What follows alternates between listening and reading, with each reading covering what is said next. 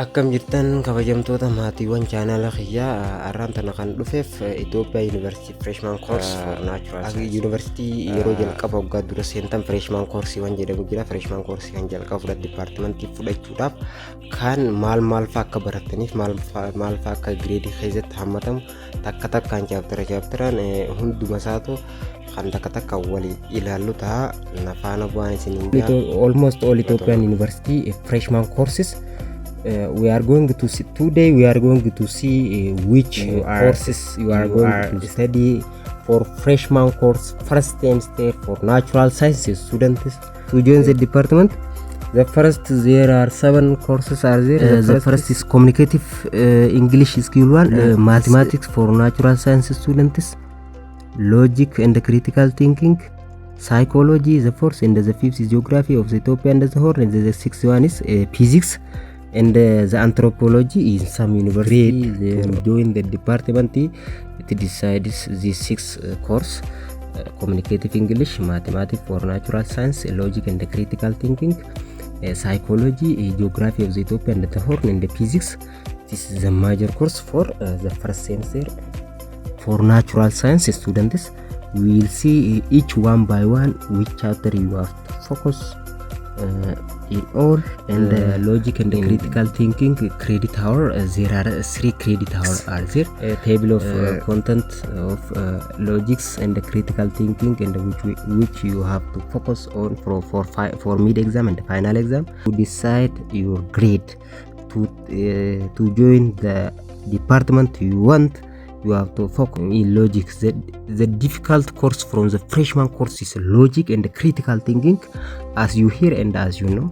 And you have to see these courses. Course introduction, course objective, and chapter 1 introduction of philosophy. Chapter tokkoffaa. Chapter overview. Lesson 1 is the meaning and the nature of the philosophy. Lesson 2 basic feature of philosophy. Core fields of philosophy. Lesson 3 is metaphysics and epistemology.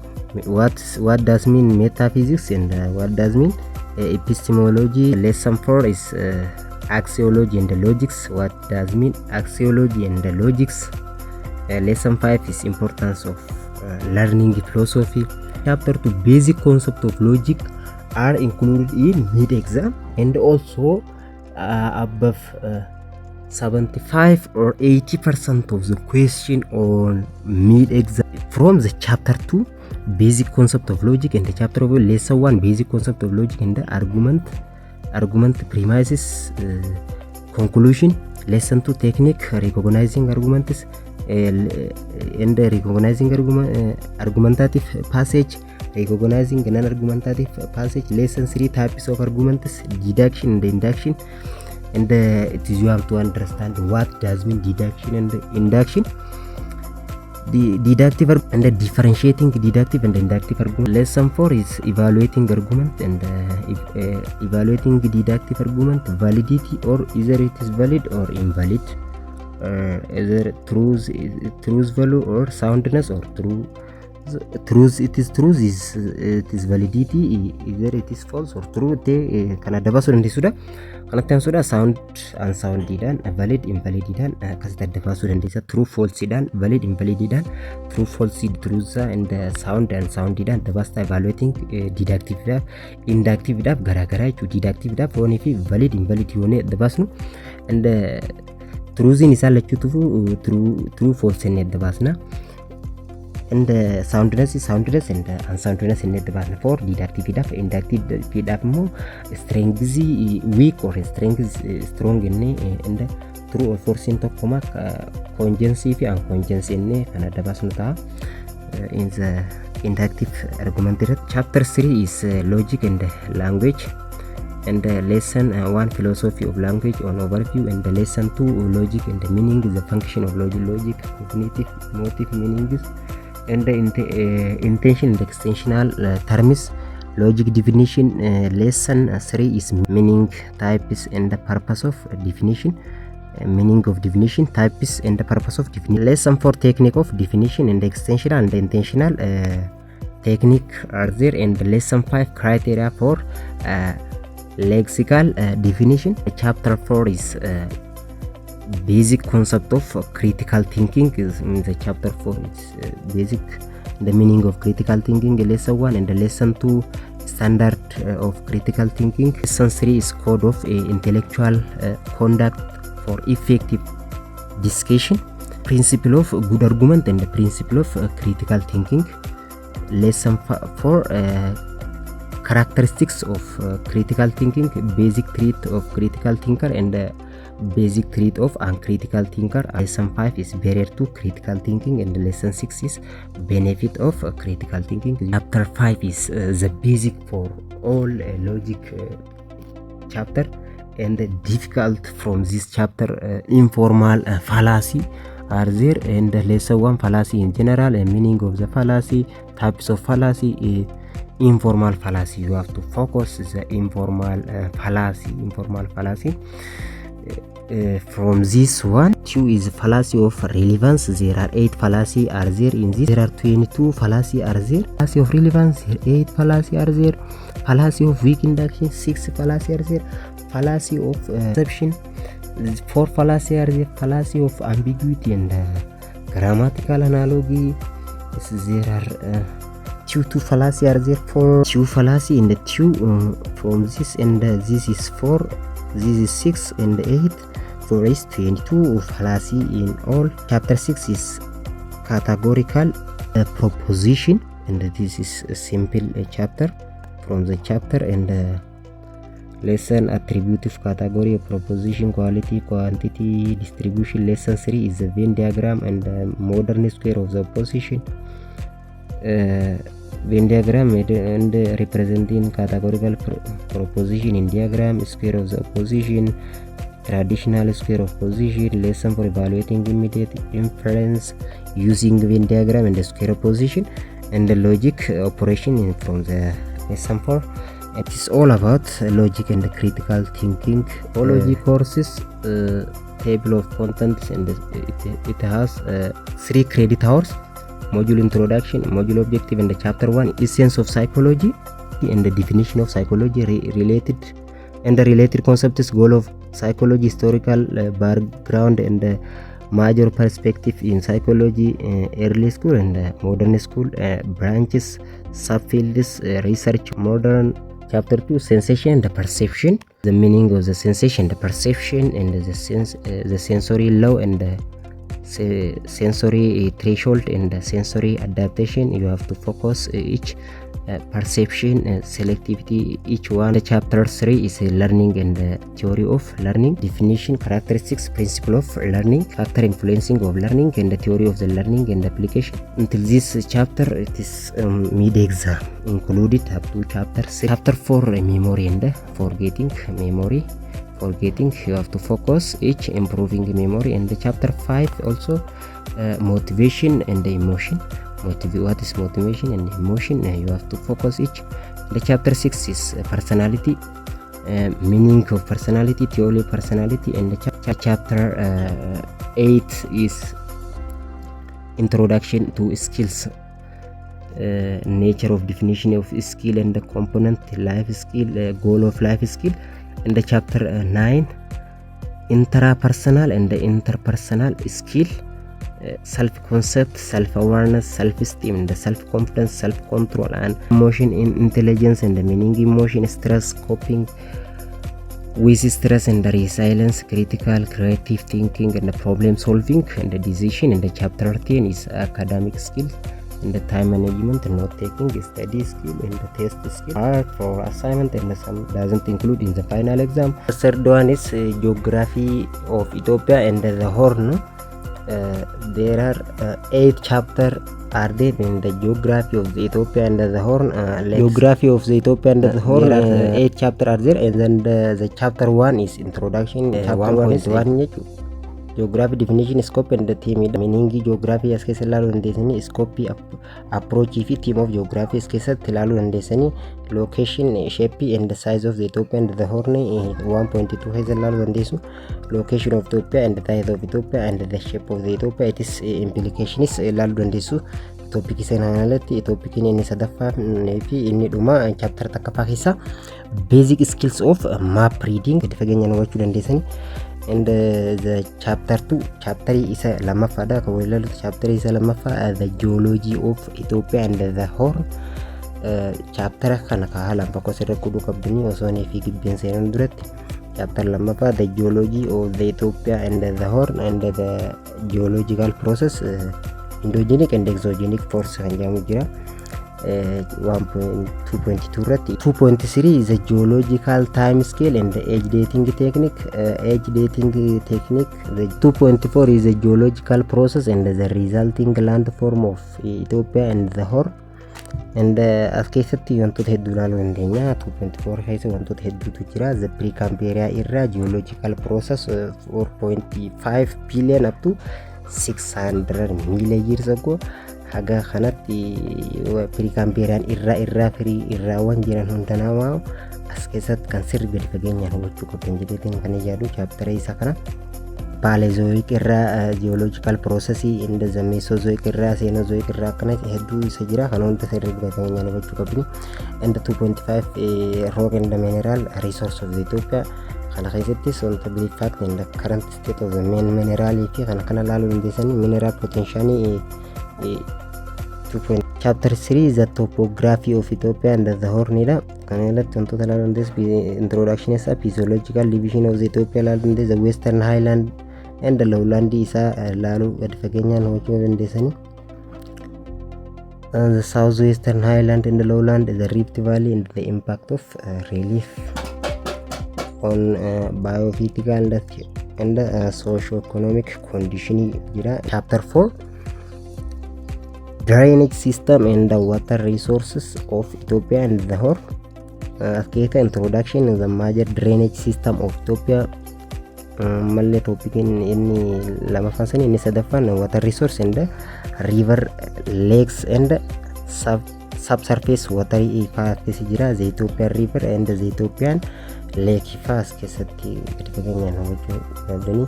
Part in Medida haga chapter 1 up to chapter 3 from 1 up to chapter 3 in mid exam. You have to prepare for this mid exam. Chapter takkaga sadaffada mid exam ida sirri qophaa'uu dandeessanii akkasitti haalaan hubannoodhaan gaaffii garaagaraa isin godhuu hojjennu ta'a. And topic in afrafa chapter afrafarra water resource potential and development in Ethiopia. In the chapter 5 is the climate of Ethiopia and the Horn.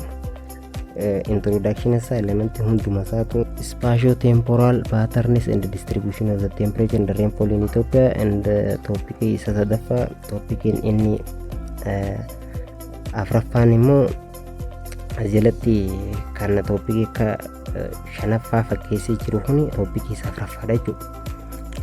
Topic isa Afrafan as a climate change and the global warming consequence and the resource of the mechanism jira. Current trend of the climate in Ethiopia, cause of climate change, consequence of climate change and response of mechanism kanan as jala landine topic is Afrafa subtopic is Afrafa tichu as a topic in 4 damale there are 5.4 chorbade 5 Chapter 6 soil natural vegetation and wildlife resource of Ethiopia and the Horn. Kanas jalala this introduction is Ethiopian soils types degradation and conservation as topic salamafat is major soil type in Ethiopia and the soil degradation in Lalu and this. The first soil erosion and the control measure and the topic is the natural vegetation of Ethiopia and the Khana scale natural vegetation of conservation degradation is Lalu and this wildlife and the wild animal in Ethiopia. Lalu and this topic is Afrafada. Wildlife conservation is a topic Afrafada topic and the challenge of the wildlife conservation in Ethiopia. Chapter 7 population of Ethiopia and the Horn and introduction population data use and sources. 7.3 is the population dynamics and fertility, mortality and migration. Subtopic of 7.3 demographic measurement level and trend in fertility and the majority rate in Ethiopia, migration in Ethiopia and the Horn. sabtoppikiin sadaffaadha jechuudha. Asitti 7.4 jedhe 7.5 jedhe sana population distribution Itoophiyaa and major topikiin isaa major of population distribution dha. Sabtoppikiin isaa shanaffaa jechuu barbaade jaaffaa kan ta'e socio cultural aspect of Ethiopian population education health and language. Sabtoppikiin isa jaaffaa jechuu barbaade torbaffaa kan jedhe immoo settlement type and patterns and the types of settlement. Chapter 8 is economic activity in Ethiopia and introduction mining activity in Ethiopia and forestry fishery 8.2 mining activity in Ethiopia and forestry is 8.3 and 8.4 fishery and 8.5 is agriculture in Ethiopia. The subtopic of T1 is the contribution potential characteristics agriculture in Ethiopia. Kanuma chapter. The fourth one is mathematics for natural science. Table of content of the mathematics in the chapter 1. Chapter 1 is proposition logic and set theory and proposition logic jira definition and example of proposition logic connective compound complex proposition tautology and contradiction and the topic in lammaffaa jaljiru open proposition the quantifiers. Third topic is arguments and validity and the fourth is the set theory. The fourth set theory raises concept of the set jira the description of set and the set operation and the Venn diagram jira and the chapter 2 the real number and the complex number system. Asirra bal'inaan waa'ee complex number idhaatti kan ilaaludha. The real number system jee akkuma dureetti haafudhatu malee waa'ee complex number itti jechuudha. Complex number itti bal'inaan ilaalla. The natural number principle of mathematical induction and well ordering addition. The set of integer and the set of the set of rational number and the set of real number, upper bound, lower bound, upper bound and the greatest lower bound, completeness and property of the real number, and the set of complex number jenne topic isa lammaffaa bal'inaan kan ilaaluudha. Mathematics jalatti bal'inaan kan inni isin garsiisu ta'a. Walumaan kan ilaaluudha hundumaa viidiyoodhaan keessattuu mathematics kan inni isiniif hojjedhuudha. As jalatti plotting complex ni ilaalla.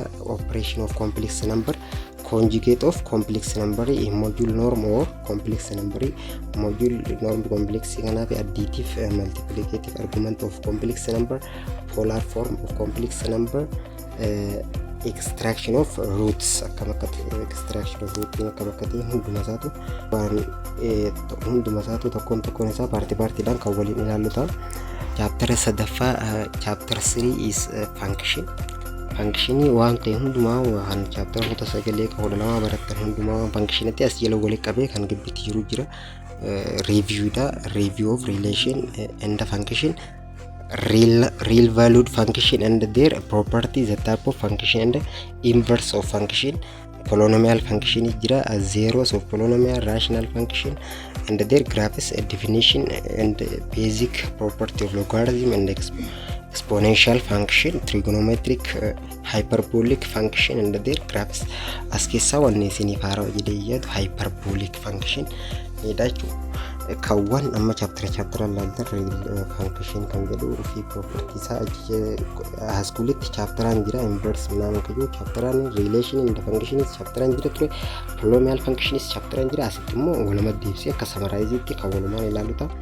In the chapter 4 and the last chapter is analytic geometry. Analytic geometry keessatti distance formula and equation of lines keessanii jira. Asitti chapteraan tura haskuli asitti immoo waluma deebisee distance between 2 point kan waliin ilaalluta. Equation of line kan ilaalluta. Distance between point and line illee kan waliin. Topikiin lamaffaan circle dha. Definition circle, equation of circle and intersection of a circle with line and tangent line to a circle is kan waliin ilaalluta.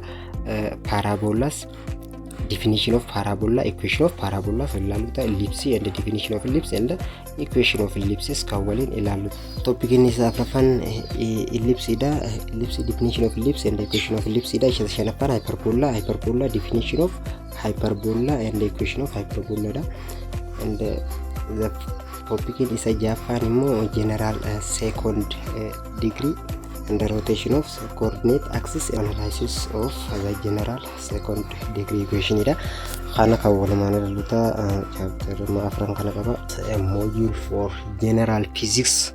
Table of content of the general physics module overview. Chapter 1 is preliminaries in the physical quantity da. Topic ini sa takappa physical quantity elatti SI unity ilalu dandenya, derived SI unity bi conversation of unity ilalu dandenya. Chapter matakappa isa topic lamma failatti uncertainty in measurement and significant digit isa lalla, significant digit bi lalu dandenya juazelat. Topic chapter matakka isa la topic isa dakara vector composition and resolution lalla, vector representation lalla jelat, geometry representation vector addition by geometric method dan method laman geometric vector representation in karale laman representation godu dandenya. Tokofan geometric method and parallelogram law of vector addition dan. Ini topik ini chapter takaffa da isafrafan unit vector marketing alla finding the unit vector, and the chapter 2 of the physics is kinematics and the dynamic of practice. Let us tokko ne kallaluta kinematics in 1 and 2 dimension dan kallal displacement, velocity, acceleration in 1 and 2 dimension lalla, motion with constant acceleration lalla, free fall motion lalla, projectile motion lalla. Topic in salama fanimo particle dynamic and planetary motion lalla. Topic lama file mass concept force as a measure of interaction dan lalla, type force tokkon ichisa kan laluta. Topic ma isa lama file Newton law of motion application an lalla, uniform circular motion lalla, Newton law of universal gravitational kan laluta. Topic ni Kepler's law satellite motion and weightlessness ida say work energy. Topic ini sadafada asila kan ilalu work energy and linear momentum ida. Topic ini sadafa chapter lama farai work and energy, power linear momentum and the collision center of mass ile kan ichi wani laluta.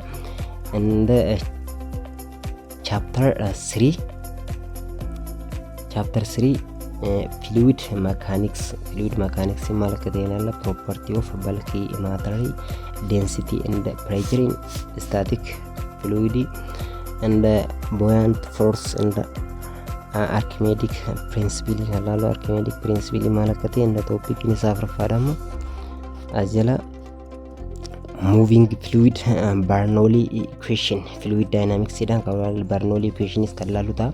And the chapter 4 heat and thermodynamics kawalin ilaluta. Chapter the fourth chapter in the concept of temperature and zero's law of dynamics in ilalla, thermal expansion ilalla zelati, the concept of heat and work internal energy ilalla, sadafan concept of heat work energy internal energy lana. Topic ini sa afrafan specific heat and latent heat ilalla, heat transfer mechanisms. And the last topic of the chapter 4 is the first law of thermodynamics kawalin ilaluta. And chapter 5 oscillation wave and optics kawalin ilaluta, simple harmonic motion, periodic and oscillation motion and displacement, velocity, acceleration in acceleration isa kan walin ilaluta. The simple pendulum ilalla. Topic isa lama parati chapter shanafa wave and its characteristics, resonance, the Doppler's effect, image formation by lens and the mirror idan kawallaluta. Last electromagnetism and the electronics ida kawallaluta. After in Japan the chapter Japan topic 1 Columbus law and the electric field, and the topic 2 is electrical potential and topic 3 is current resistance and Ohm's law, and the top 3 the fourth topic is electrical energy and power, and the fifth one is equivalent resistance and Kirchhoff rules, and the sixth one is magnetic field and the magnetic flux, and the seventh topics in the sixth chapter is the electromagnetic induction, and the eighth one is insulator, conductor, and the semiconductor, and the ninth topics is diodes and the transistor, and the 10th one, the chapter 7 is cross-cutting application of the physics in agriculture and the environment, physics in industry, physics in health science and the medical imaging, physics and archaeology application in earth and the space, science application in power generation. In communicative English skill 1, a table of contents, you have to focus on this grammar part. The grammar part in chapter takka is grammar part hammal pamata kan je walilalu ta fakkenyaf chapter takka fagesetti grammar part in isin focus irra godhu dandeessan kan irratti focus in modals and infinitive giving advice fa kan irratti focus godhu ladni grammar salphan baay'ee ingiliffa kan ta'e isuma kana fresh irratti ingiliffi qallaa'idha jechuudha. Grammar inni lammaffaan present perfect tense irratti focus godhu dandeessu chapter takka fagesetti wama grammar kanuma kaan immoo passage dha. Passage part normalidha. Kanatti aansuudhaan chapter lammaffaa keessatti health and fitness kan jedhu kana keessatti grammar part isin focus irra godhu dandeessan conditional type 1 type 2 type 3 fi mixed conditional waan jedhamu freshman kan kan irra jira sana kan laaltan taachirra kan waliin ilaaluta gazing meaning from the context kan jedhu irra passage irra gaafi baay'ee fida midi final irras illee kana baay'ee bakkuma hundarrattu gazee kana beekuu qabdan isin jira. Chapter takka faaf lammaffaa keessa grammar kanuma baay'ee qallaa'edha. Chapter sadaffaa chapter takka faaf lammaffaa keessa midi isiniif fidan yooni faalan baay'ate chapter sadii itti dabalanii keessas waan qallaa'edha jechuudha. Maalonni fidan grammar partidha fidanii filannoo kaan passage irratti immoo gas meaning maa fi wantoota tokko waan qallaa'eetiin jedhu present simple, past simple and present perfect and past perfect in contrast keessatti grammar partumaan isin fooyyesuu dandeessan kan biraa baay'ee jechuun bakka grammar part marra focus chapter afraffaa waliin life kan jedhu keessa wanni isin focus irra godhuu dandeessan kana ne bitan denotative and connotative meaning kan jedhu kana ni jira jechuudha. Vocabulary dha kana focus godhuu conditional revised kan jedhu conditional machaqqee ture asitti illee ni fidu. Chapter shanaffaan population jedha kana keessa wakkanni isin focus irra collocation kan jedhu kana vocabulary irra ni fidanii voice kan jedhu irratti illee grammar focus inni voice kana ni fidanii achirratti kan bal'inaan baratudha. Hiriyoota keessaniif share subscribe godhuu channel kana subscribe gochuu hin dagatinaa isin jecha kanuma freshman course tokkoon course keessattuu mathematics kan bal'inaan waliin ilaalluta deeply kan waliin ilaalluta psychology logic dabalatee barsiisota gahaa qabna. Channel keenya kanarra kan isin gadhiisnu ta'a groupiin keenya barsiisota filatamuutiin kan isin hojjetamu ta'a muuxannoo fi gaaffiiwwan qormaata as dura jiranii waliin kan isin hojjennu ta'a. Kanumaan channel keenya kana subscribe share gochuu hin dagatinaa isin jenna.